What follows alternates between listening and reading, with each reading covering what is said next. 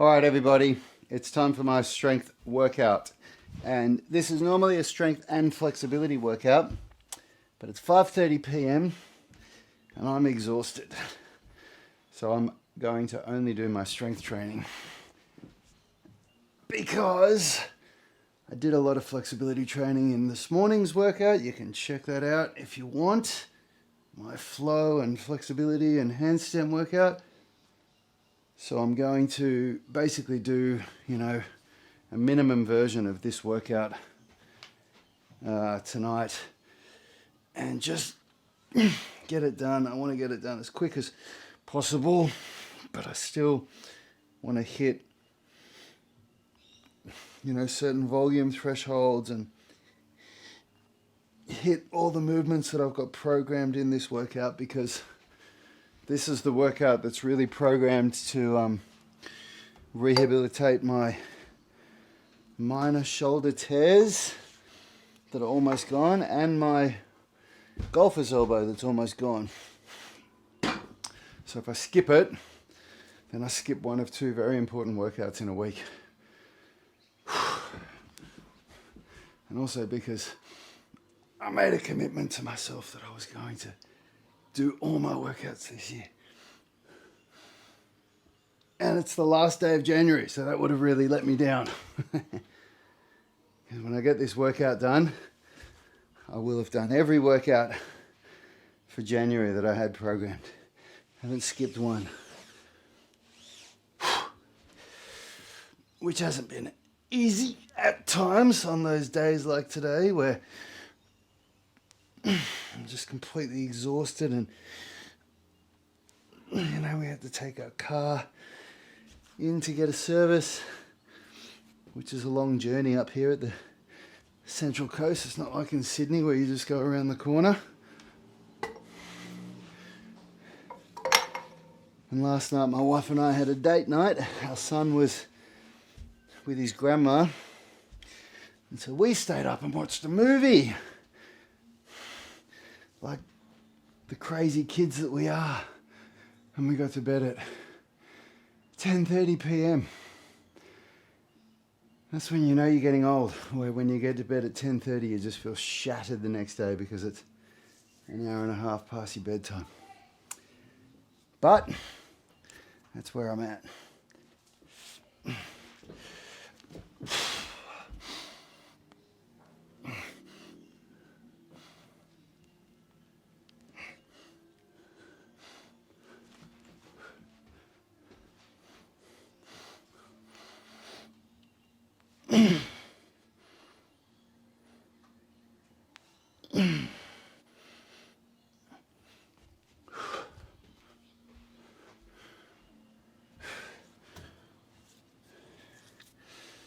All right, last warm-up set.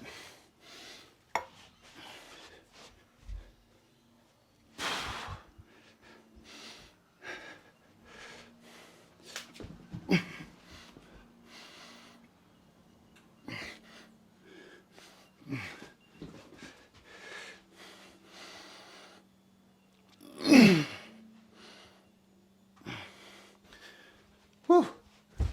All right, now my warm-up sets are done. I can rest for a couple of minutes before I do my first set.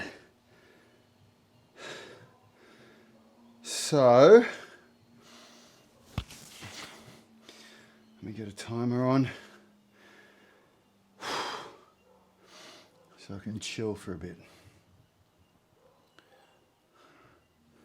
Wrong workout, there it is.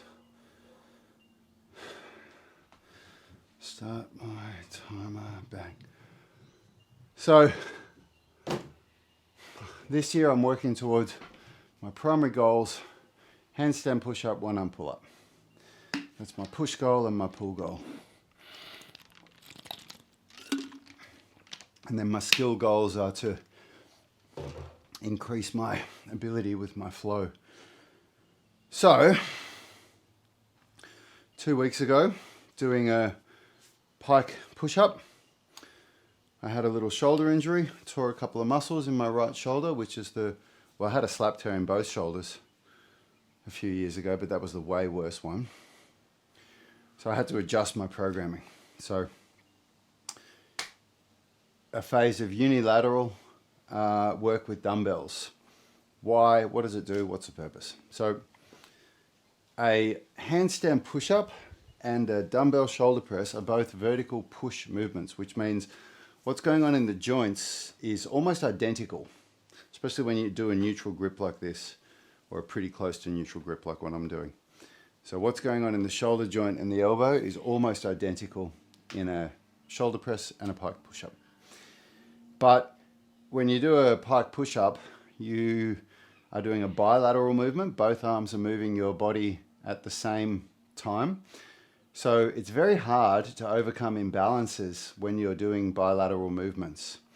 Whereas when you're doing a dumbbell shoulder press, you're doing a unilateral movement, which means that the weights are being individually pressed by each arm. So I've got 20 kilos in each hand, 44 pounds. The weak side is going to do just as much work as the strong side, which levels out imbalances. Let's get this first set done.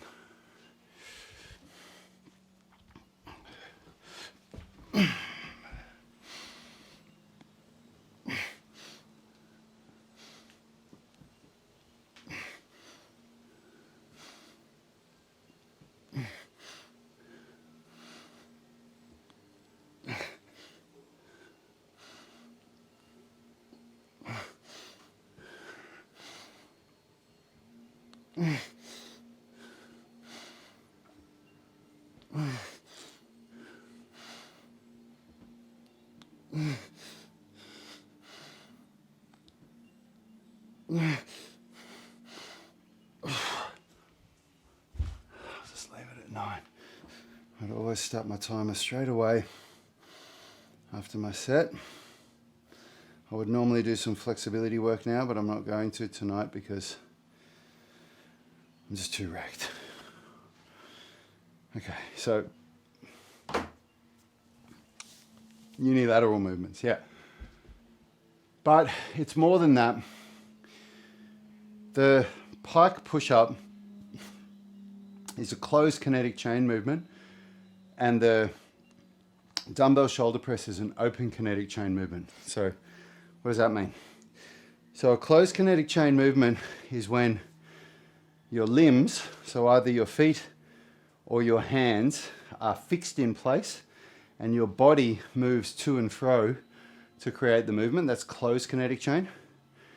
An open kinetic chain is when your body is fixed in space and your limbs are moving to create the movement. So this is an open kinetic chain movement, whereas a pike push-up, when my hands are fixed on the ground and my body moves up and down, that's a closed kinetic chain movement. So they have it's just a way of, it changes the way that the nervous system has to recruit muscles through the kinetic chain. It changes the way it has to use stabilization systems in the inner unit, like the rotator cuff, the scapula stabilizers, the core muscles, and how it uses the prime movers. So, you know, it's like doing a dumbbell chest press versus a barbell bench press. You know, people say which is better.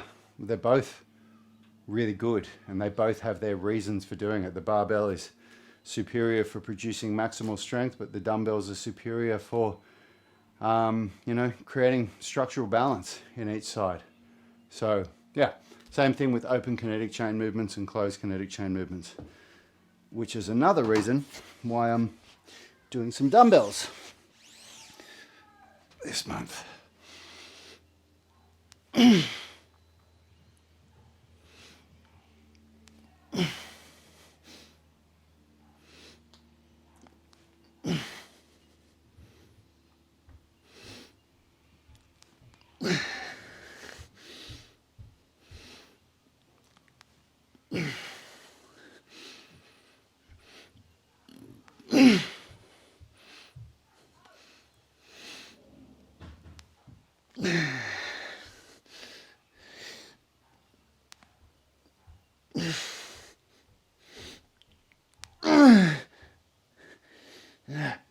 Oh man. And there's a story behind why I'm doing rows. Oh yes, breeze, please. Come at me. There's a story behind why I'm doing rows instead of pull-ups. Because the correct pairing for a vertical push is not a horizontal pull like what I'm doing, but rather a vertical pull. Correct pairing for a horizontal pull is a horizontal push.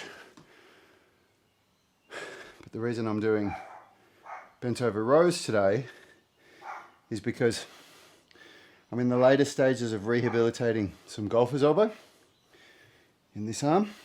Actually, I had it in both arms, but then it fixed in this one and it got worse in this one. It's almost better. But a part of golfer's elbow rehab is that you need to keep doing the movements that cause problems, but you need to reduce the intensity or reduce the load, which is a combination of intensity and volume, to a point where you can handle it and you can do your workouts without it getting worse. So then you're strengthening the tendons so that they can handle the load. And doing pull-ups 3 times a week was just too much load. So I'm doing pull-ups once a week, and then I'm doing rows the other 2 times. I wouldn't normally do pairing like that, but it's only going to be for a program cycle or 2. And my golfer's elbow is almost all gone. I don't feel it in my workouts anymore, almost at all. So it's almost fixed, which is really good. Because I'm waiting until that's fixed so that I can start doing some one arm ring work, working towards my one arm pull-up goal for this year. And you can't do that with golfer's elbow, it's just too much. It'll just make it worse.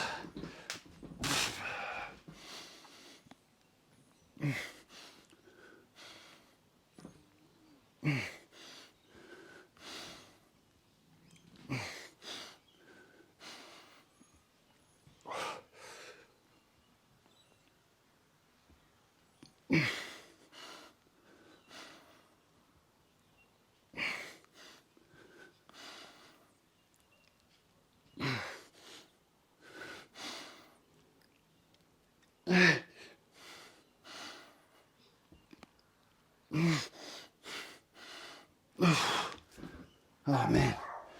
Whew.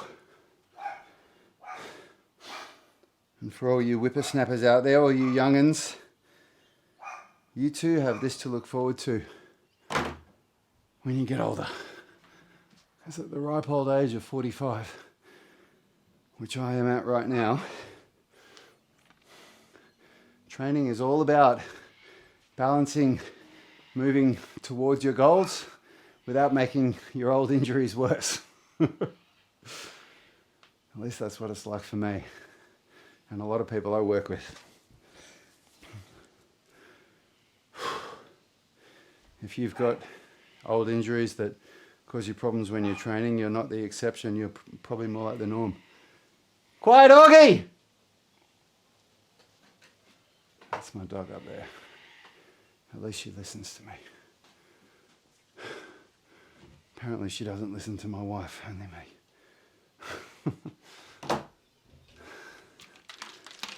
Woo!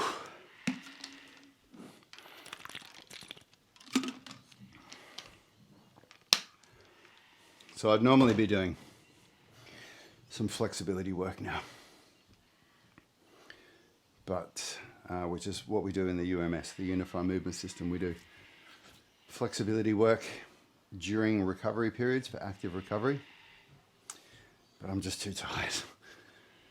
I haven't been closer to skipping a workout this year than I have been tonight. I went through the biggest mental battle to get down here and get this done. Augie, stop it!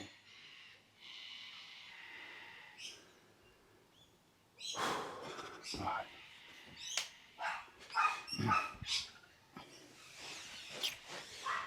Okay. Here we go.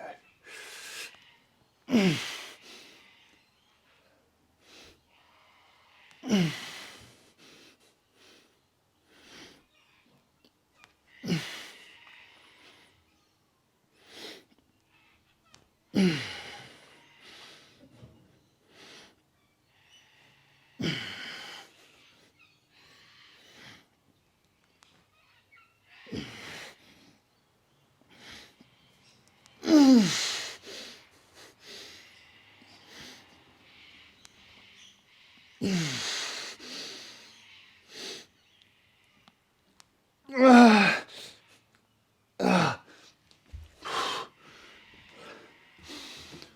man.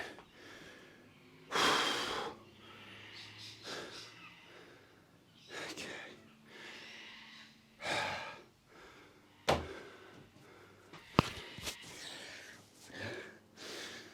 I find a timer to be really useful on workouts where I'm really struggling for motivation. It's funny, when I was in the army, I was an infantry soldier in the army for 4 years, and like the stuff that they make you do physically, that you just, like I just remember the amount of times that we were so stuffed. Like we'd been pack marching, you know, with 50 kilograms on our backs for almost 24 hours, like honestly. And you feel like you literally are going to die. Like you're going to need to be, that's an exaggeration. You don't literally feel like you're going to die. You feel like you're going to collapse. You feel like your body is just going to give out on you. And then you finish and they tell you, put your packs down and we're doing an attack on this hill, and you've got to fire and move up a hill and, you know, carry out casualties, and you just think there's no way you could do it, but you've got someone yelling at you, making you do it, and you look around and all of your friends are still doing it, so you think, well, I'm not going to be the person that goes down and they've got to carry me out. And it's just incredible what you can endure when you have to. And so my mentality on a workout like this is like, I've got my timer, it's coming up in 10 seconds. When that time is up, doesn't matter how I feel, doesn't matter what I think, I just stop, bang, and do it. And it's been very powerful for me on those days where I don't want to work out.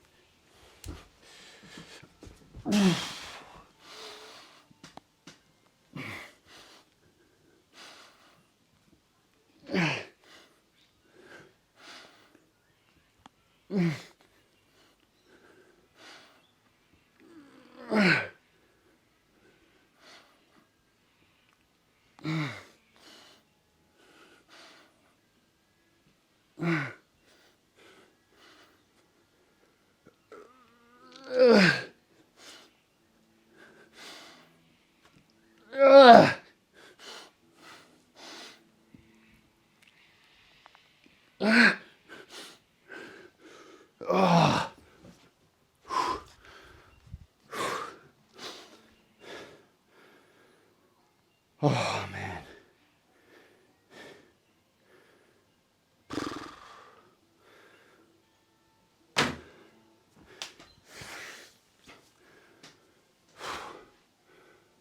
It's another powerful thing that we have, like for our members in the UMS, the workouts that we have in people's first 12 phases of programming, they all have follow-along videos. So it's like this, but it's progressively, it's periodized programming. So it starts at people from entry level and works them up with strength and flexibility. And having a follow-along video is very, very powerful, because you have me or one of my other team members doing the workout with you, encouraging you and sticking to certain time periods so that the whole workout only takes an hour. And there's something really powerful about that, about being held accountable. And so for me, like, I've had to work out that my accountability system is my clock, because I don't have anybody here talking to me. I'm sitting here in a room on my own with a bunch of lights, talking to a camera. So I've had to come up with an accountability system that works for me. And the timer, bang. I'm a pretty, what's the word? I'm a pretty specific person. So like if I say I'm doing this at this time, I stick to that time. I get stressed when I'm late for things. So that's why I start my timer the second after I finish my set, because then I know I really am only going to have 2 minutes rest. All right.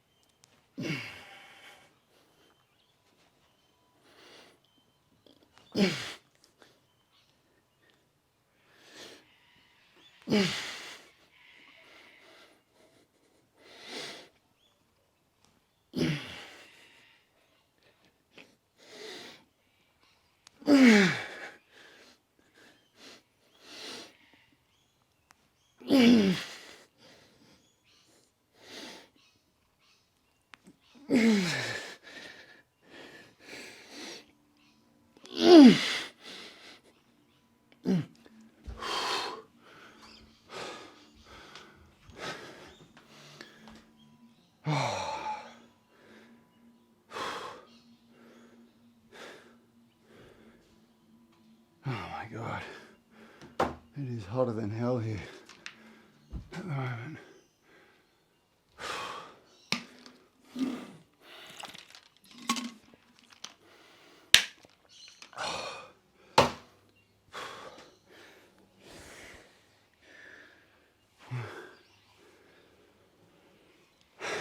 What do you guys do to keep yourself accountable for your workout?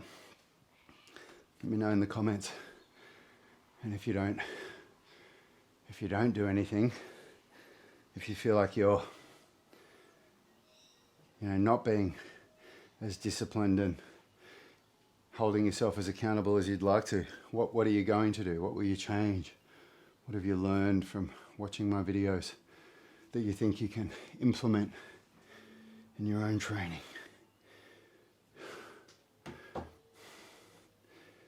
Because I tell you what, it's not about how hard you go in a workout. That's not what gets the results. It's what wins competitions, which is why people try and do it in their workouts. Because people watch like CrossFit championships, or they watch athletes in these highlight reels, doing their best efforts. But what gets the results is consistency and frequency. So how frequently can you train? How many days a week? How many times a day? But how consistent can you be with that? And so that's why I don't go to failure all the time. It's more about getting the work done daily. All right, here we go. Last set.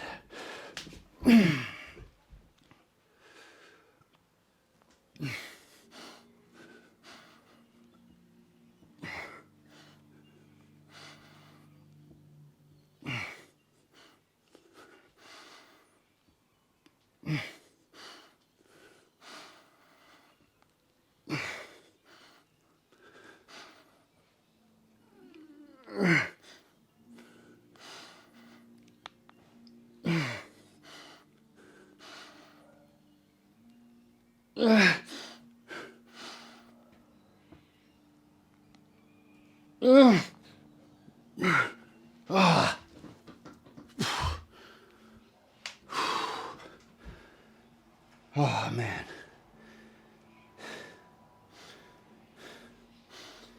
Speaking of failure, that was me going to failure. People misunderstand what... maybe I'll... Failure in my book is the inability to perform the concentric phase of the repetition with correct technique. So in this case, the concentric phase is when I'm pushing up. So as soon as I can't do that and I have to go like that, or like flare my elbows out or whatever, even if I get another 1 or 2 reps, I failed before that. And for me, I only train correct reps because I'm not a bodybuilder. I'm not just about getting as much volume in as I can to damage my muscle fibers to grow muscle, which You know, if you're a bodybuilder, then there's absolutely a really good reason to do that. But because I'm much more focused on calisthenics and movement training, the correct technique is so important to me. So when I get to that point where, like, I really struggle to get that last rep up, and I know the only way to get the next one up is to like do a bounce or basically to break technique, that means I've failed. And that's when I stop and record just the amount of reps that I've got. And it's through that attention to detail that you can accurately use progressive overload, because I can get, you know, I can judge, oh, well, I got all 4 sets at 9 reps. You know, next week I'll see if I can do 1 set at 10 reps, and when I can get all 4 sets at 10 reps, then I can up the weight and drop back to 8 reps. And that's how you use progressive overload.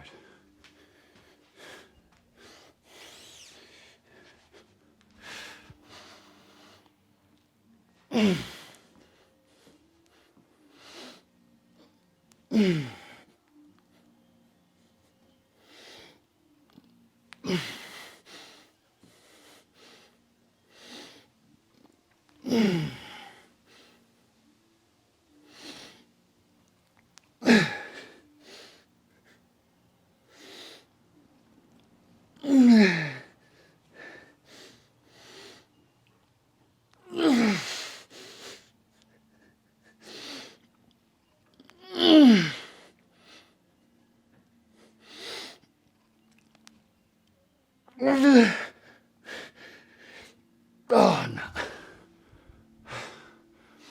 Would have been messy.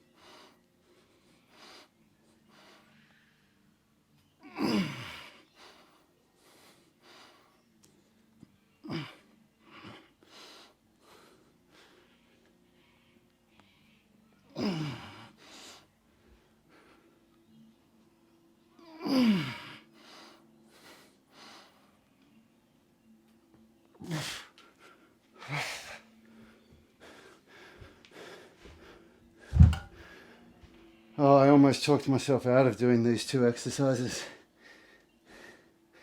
because they're less important in this current program. But I just said, no, I'm just going to get up and do it.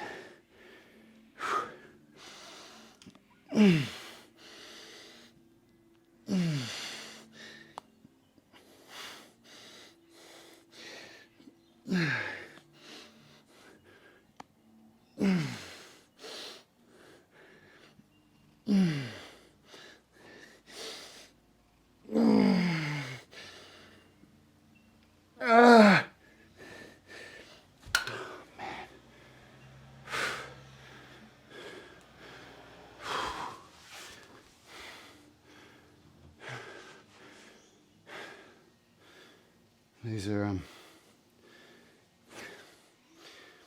doing these for 2 reasons. Number 1 is that big goal for this phase of programming for me is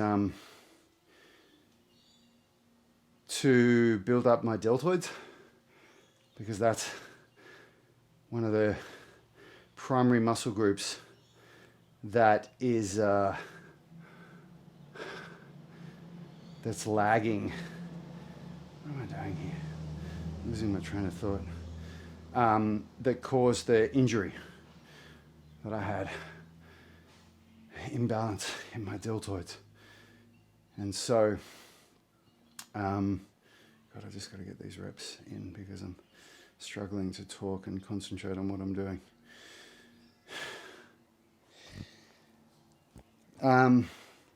And so the bent over lateral raise is a really good way to get the posterior deltoid, because the posterior deltoid tends to get underused in a lot of workouts. And so, especially, you know, with that shoulder press, massive anterior deltoid and some medial deltoid, but not a lot of posterior deltoid action going on there. And then it's also a good opportunity for me to build my chest up as well, because I do want to continue to build muscle mass in my chest. It's been a big goal of mine for the past 12 months. And so this is a good pairing. They're antagonistic movements to each other. Oh, and just 3 sets.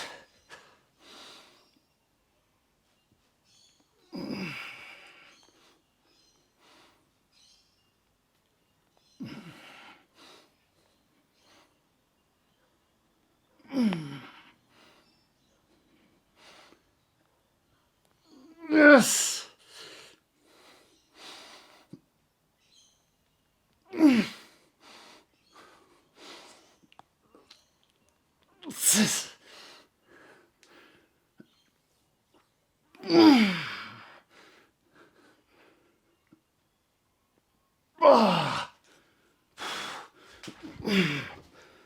Oh, man. So wrecked. And then using that D-roller and going that low also is really good for building flexibility in the chest. And we all want more flexibility in the chest and shoulders. That's another reason to do it.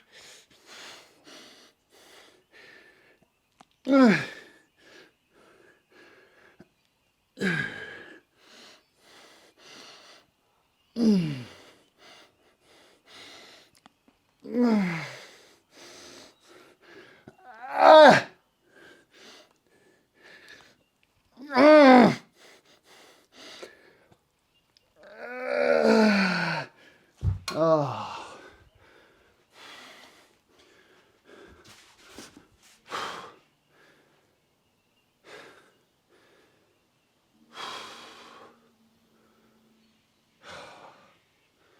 Brutal.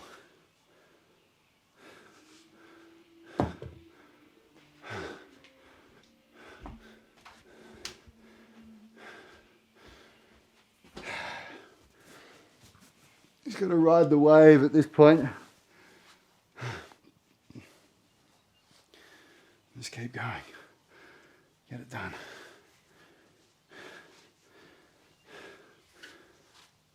Despite how wrecked and I am, I always try and train smart. I don't like to have this go hard or go home mentality. That's why I'm not, you don't hear me using language like that. I'm not like, suck it up. And I don't like that mentality. I saw enough of that in the army and in my more than a decade of being in commercial gyms as a coach. And so many people get injured like that, and people just, it just breeds terrible technique, terrible habits. I'd much rather just have an attitude of, you know, I'm going to do what's required. And I have this goal. It is required that I do these workouts. And I think to shift your stance from that go hard or go home and, you know, all or nothing mentality to I'm going to do what's required. I think that's a healthier place to be. And it is required that I do this workout if I want to achieve my goals this year.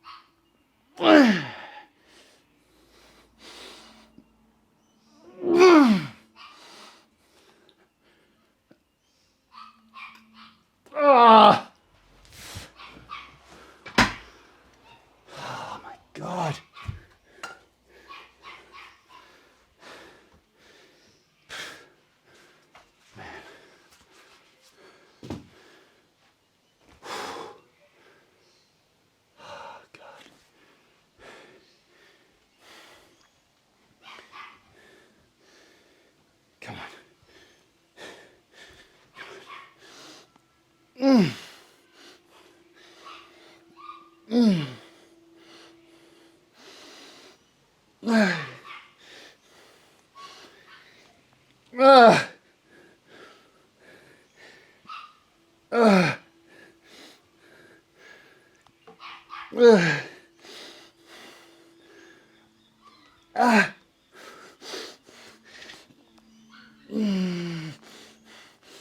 Oh my God.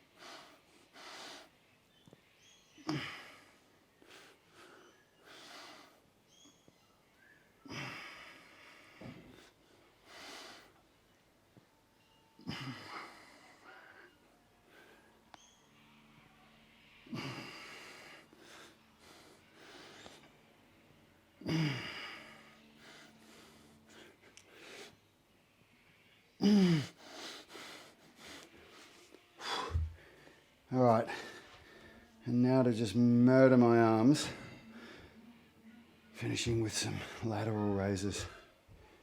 And you know what? I was going to do 10 reps, but my left arm, which is the weaker side, was really giving out on that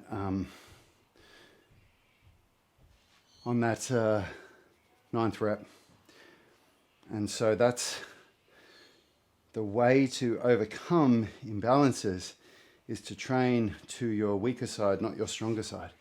So I could have easily done another, I don't know, 3 or 4 reps on my stronger side, but my weak side, the 9th rep, I started to do a mechanical drop set. Like I started to bring the traps into the movement and lift the shoulder. So that's it. If I had have done another couple of reps, I would have developed more imbalances, because my right side, the deltoid, would have got even more work, would have gotten bigger, more developed than the underdeveloped side. But my left side, I would have started bringing traps into the movement when I didn't do it on the right side. So that would have contributed to more imbalances. Always train smart. Be aware of what failure means. You know, that inability to perform the concentric phase of the repetition correctly. And watch for yourself for when you fail. Don't lift with your ego. It doesn't matter if last week you did 2 more reps than you did this week. Maybe this week you understand the technique better and you're more aware of it.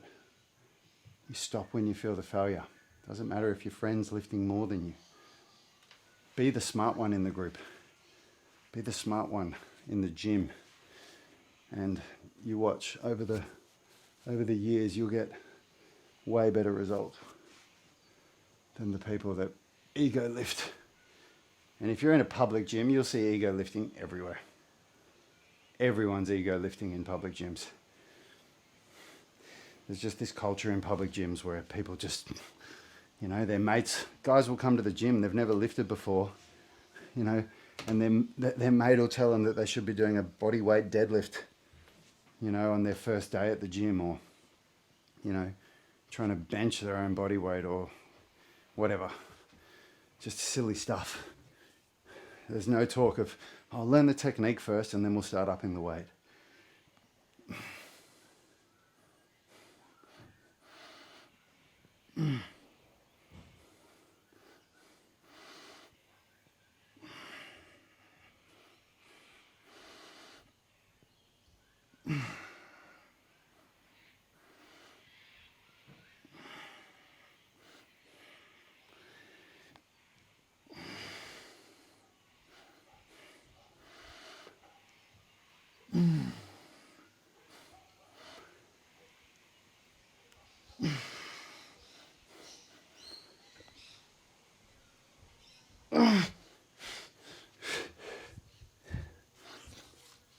Yeah, that weak arm the left side's getting its ass kicked, which is good.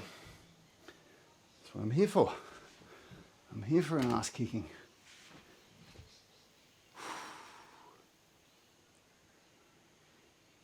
Oh.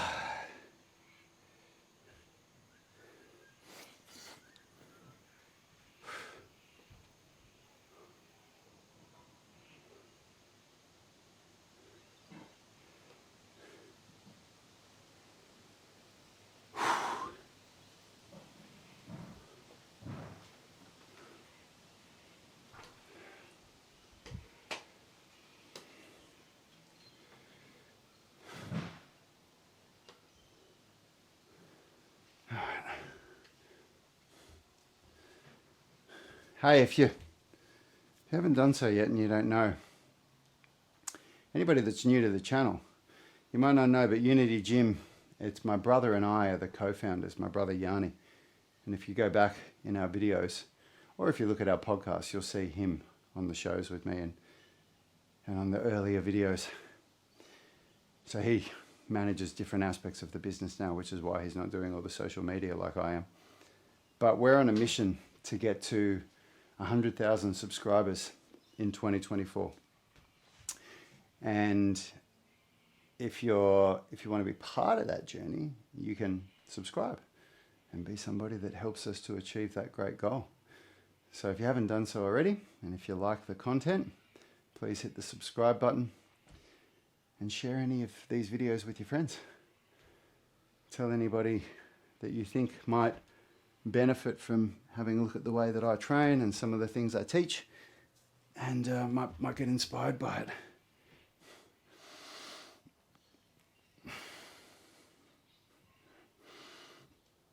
Oh, that was a twinge in this shoulder, which happens periodically when you've had a slap tear.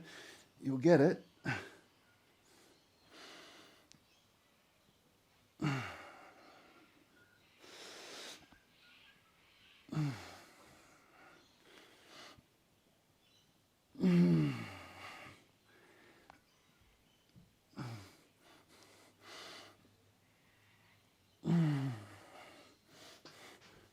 All right.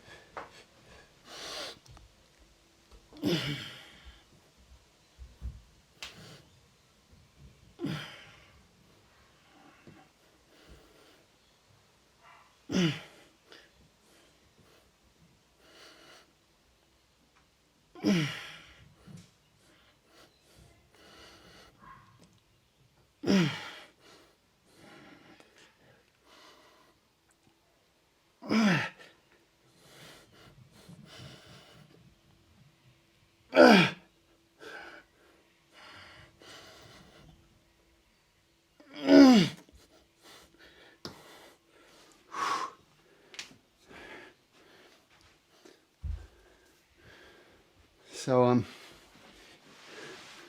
doing that 60-degree angle in the prone position to change the angle of the humerus,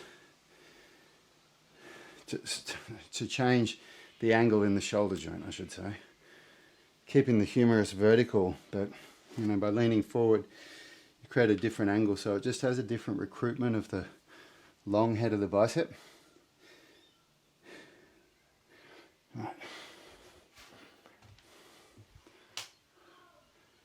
Can you see me? I'll zoom out a bit so I don't have to mess around with the camera.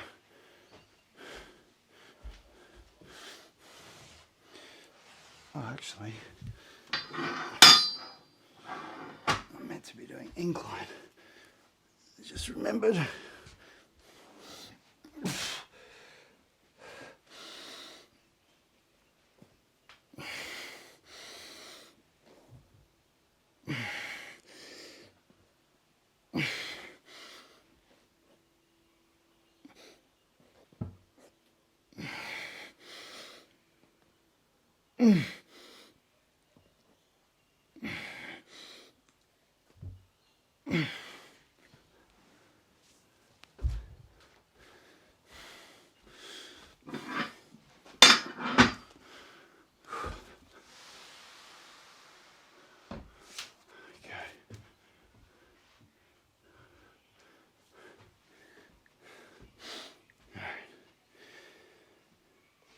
Yeah, so because the long head of the bicep and one of the heads of the tricep cross the shoulder joint, so it actually means that the range of the bicep and tricep, it doesn't just include the elbow, it also includes shoulder flexion and extension. So it's a good idea to, you know, do bicep curls and tricep extensions on different angles.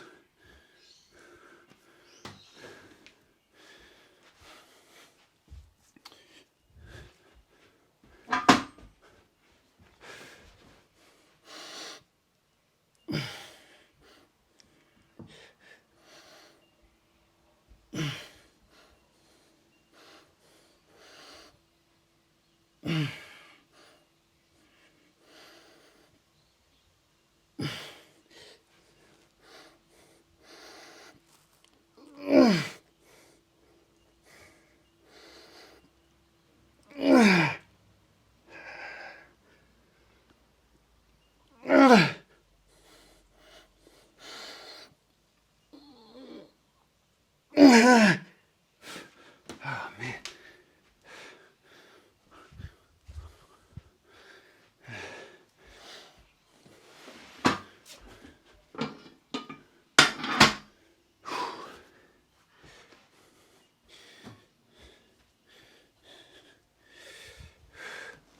All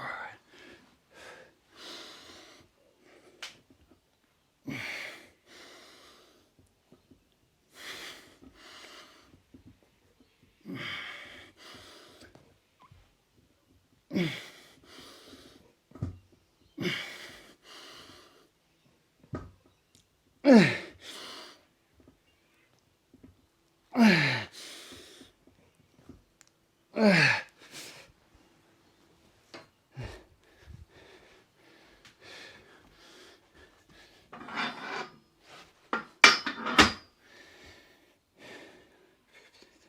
Okay.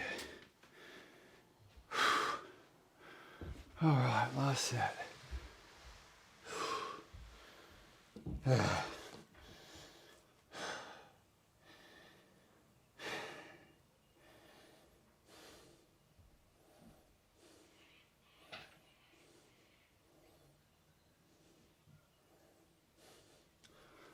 Everything's pretty sore now. We're kind of going beyond I'm tired. Can't be bothered doing this workout phase. I don't feel tired, like sleepy anymore, like I did at the start of the workout. Which is interesting, isn't it? It's interesting how your body responds to physical work. I mean, I'm exhausted, but it's different.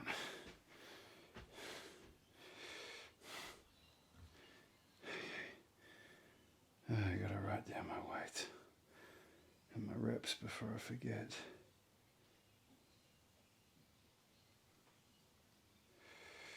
Okay.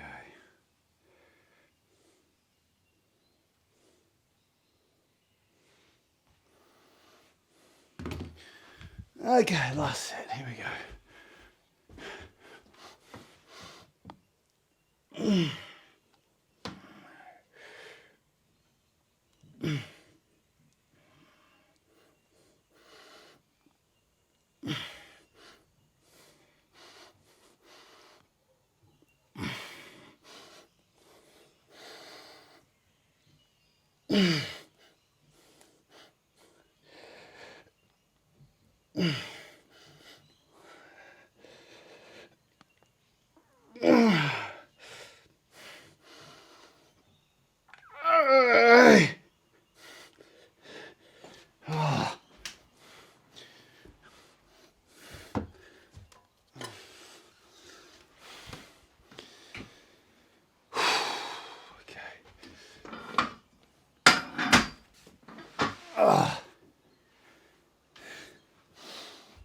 Man,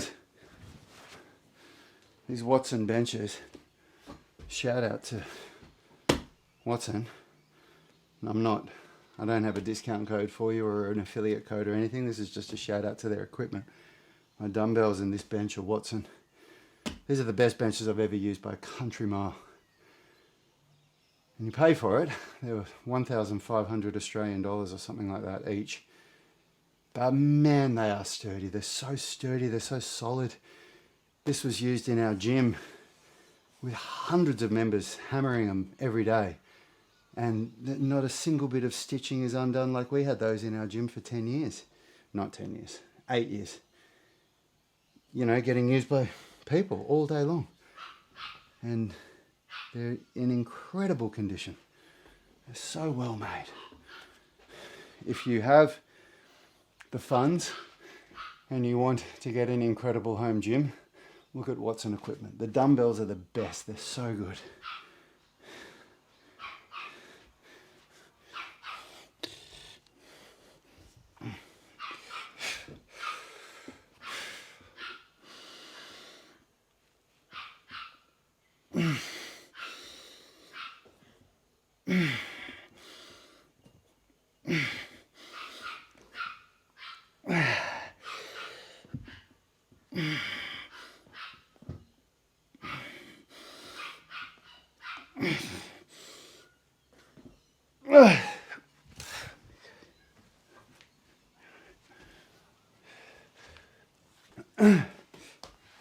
Bringing it home.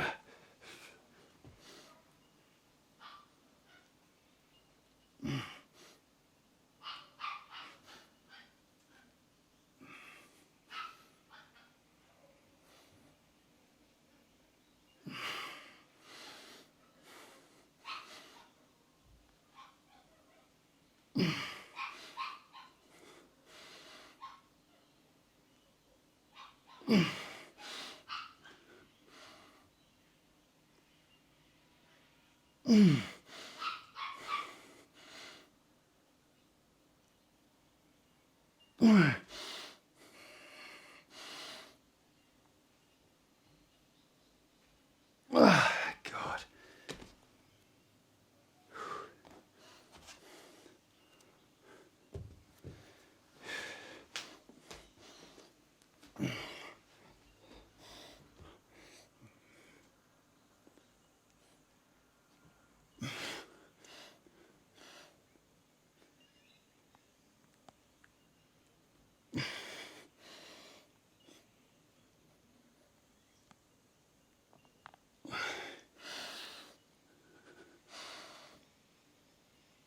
Ah!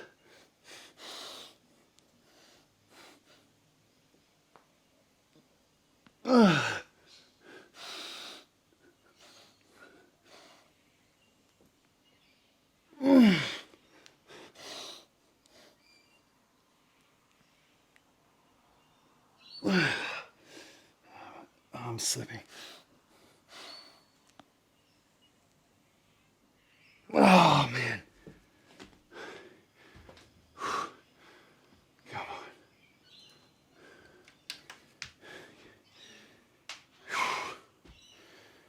on. Okay.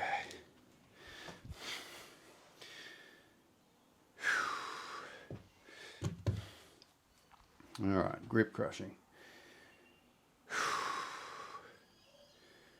Oh, this feels really hard at this point.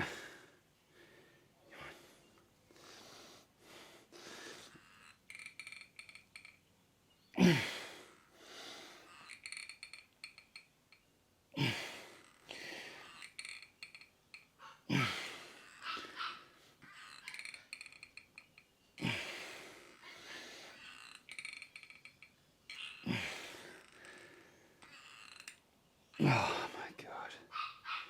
Come on.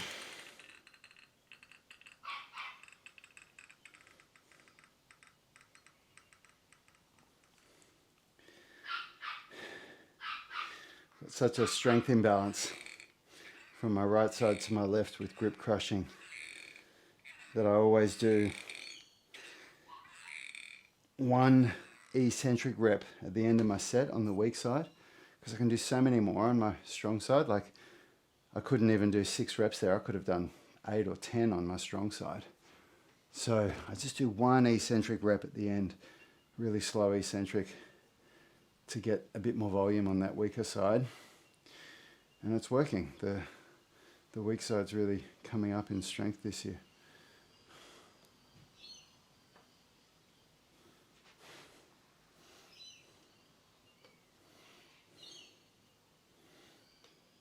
Okay.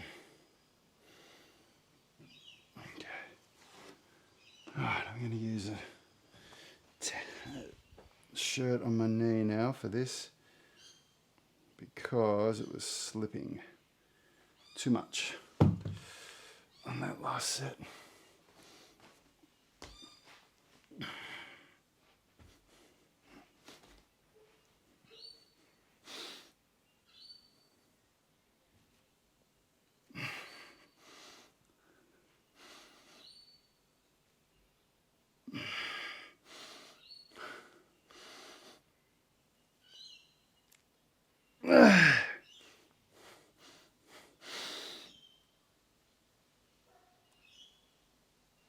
Ah.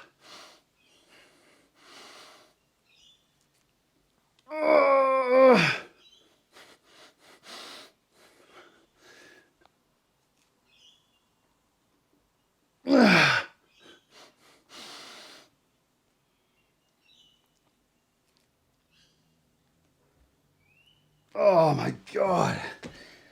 Ah. I'm cooked.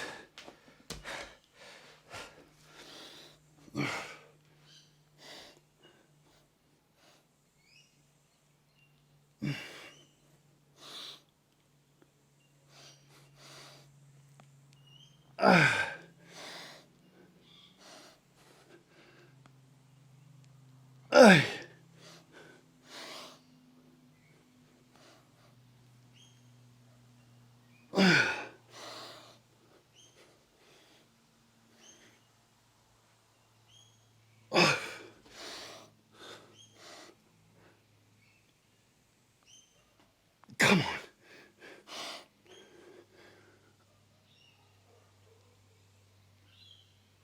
Oh God. Ah.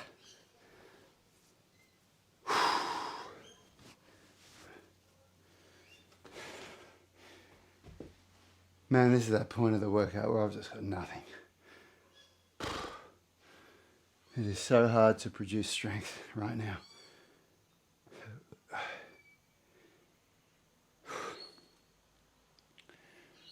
Come on. But it is required.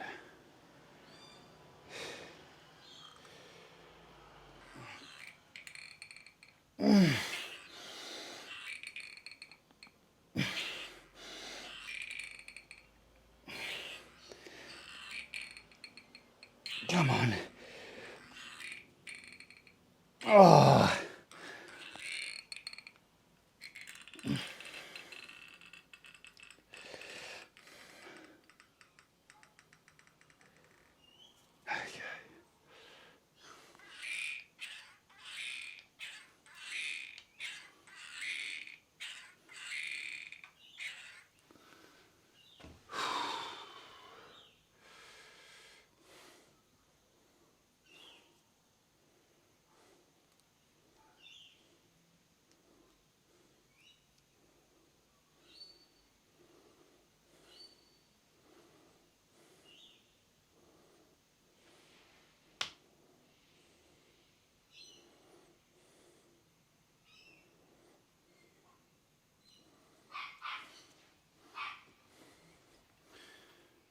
Okay. Okay. Come on. Oh, come on. Gotta do it. Gonna make it. Gonna make it. Have you seen the Three Amigos? I feel like Steve Martin in that scene when he's trying to get the keys. I think I'm not going to worry about a slow eccentric for this set.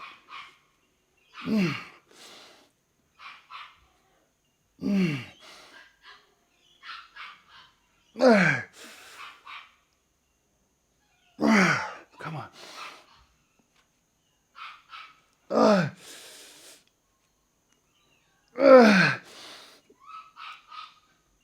Ah.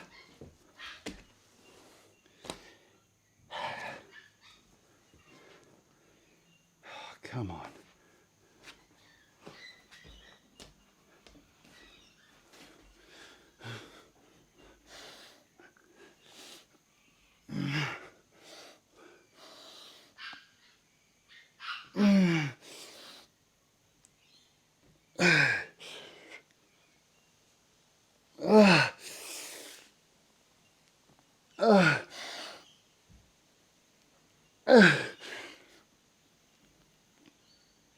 Oh, God.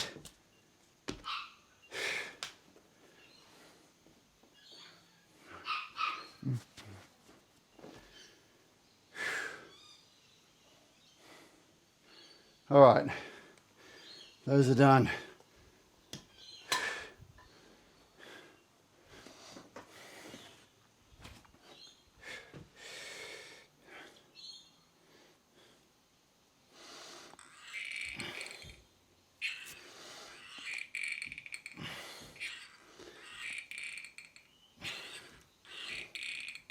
Come on.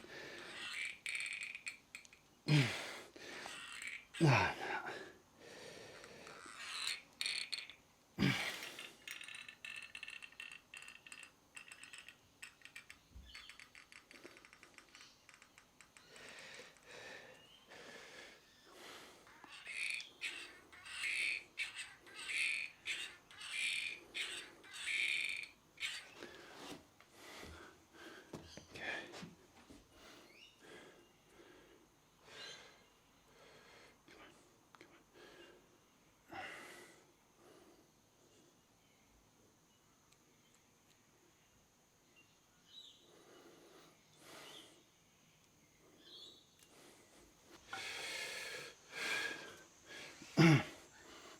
and now this is my golfer's elbow specific rehab. These are the muscles that are injured for golfer's elbow, the wrist flexors.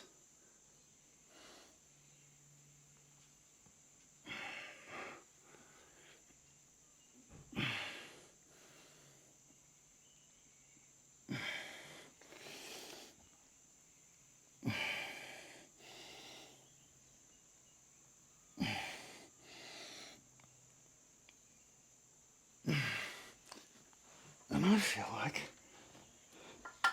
I can actually go up in weight on those.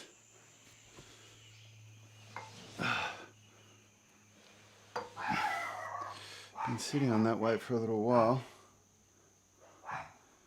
so why not? Let us try 12.5 kilos.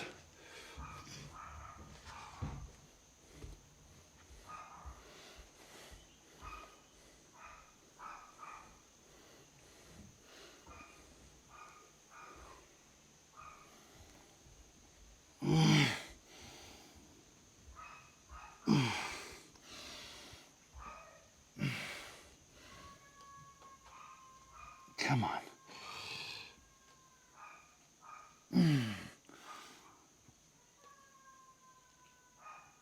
Oh. Brutal. But I got 9 reps. Okay. 12.5 kilos. Let's see how we go. So for all of those of you in America, I think this is 2.25. I think it's about 27 or 28 pounds. Come on.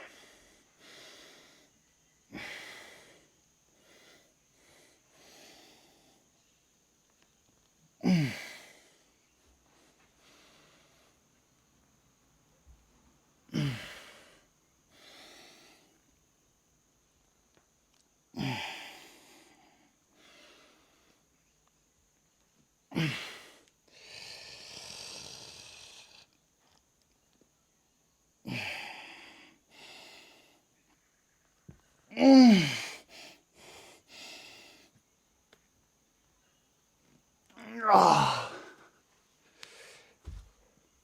Ha ha ha. Ah.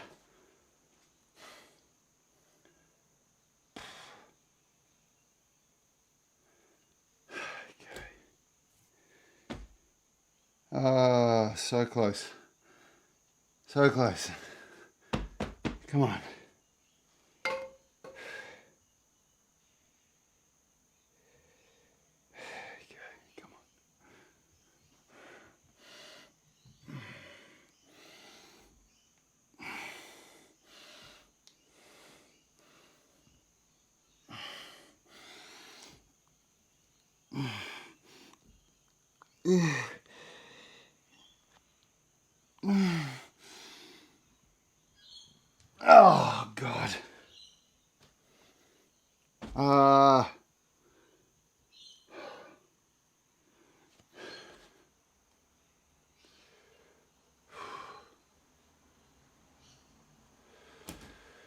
All right, this is it.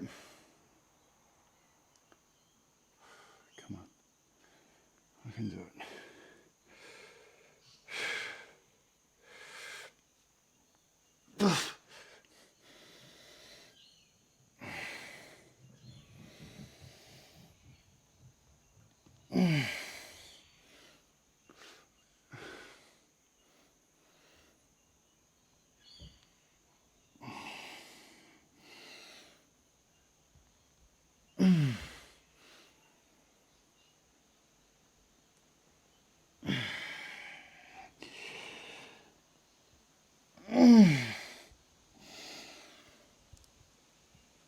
Oh, oh man.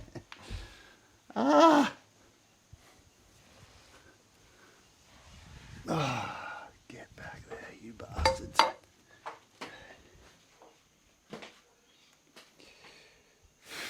Okay.